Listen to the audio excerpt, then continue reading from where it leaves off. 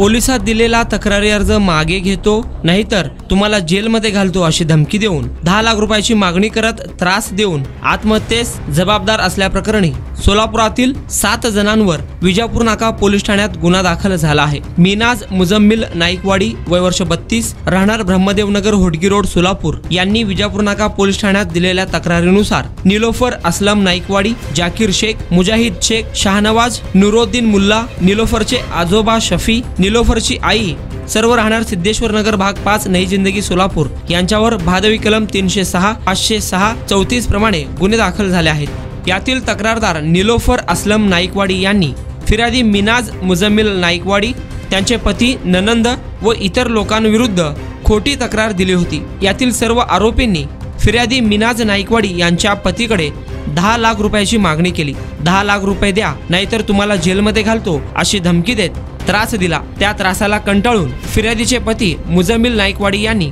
राहत्या घरात 4 फेब्रुवारी 2024 रोजी गळफास घेऊन जीवन संपवले।